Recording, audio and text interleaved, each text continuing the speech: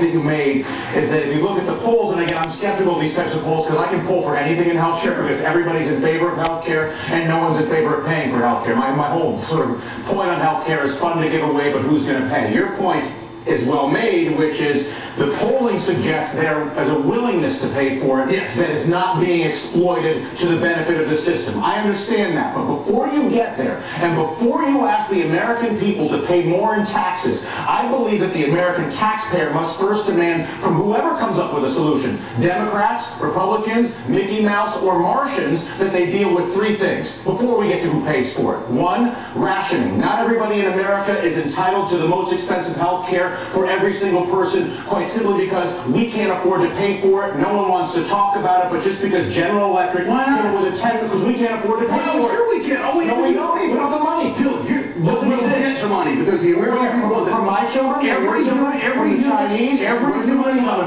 human life is important. You shouldn't have any better health care than me. Fair enough. I shouldn't have any better health care than you. We'll come back to that. I'm going to need a lot of money from your children, and I'm going to need a Chinese banker, but we'll get that done. Here's the other thing, and this is one of the myths of healthcare.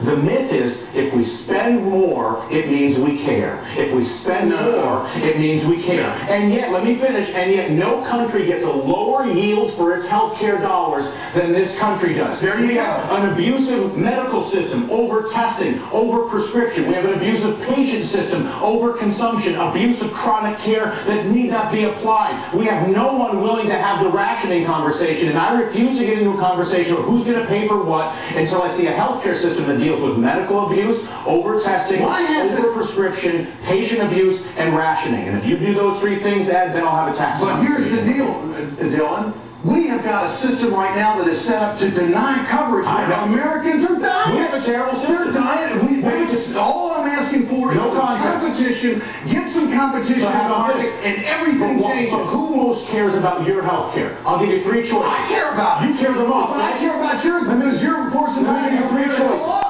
For your health care, you can either go to the government for your health care, you can go to your employer, NBC Universal, General Electric for your health care, or you can rely on yourself. Who do you trust the most to look out for your interests? You, the government, or your employer? I do not believe that the government's going to get between me and Dr. Glass. Who do you I don't believe that. Who do you want in decisions? You want you first, right? I trust my instincts, and my instincts are I'm getting ripped off by the insurance companies. You're right. I'm getting ripped off by big pharma. I'm getting ripped off across the board. So government has to intervene. I disagree. Government has to intervene and level the playing field. Absolutely. You're going to have a great show because I'm going to be honest. Here's the thing, Ed. The government's job is to set rules, not to provide services.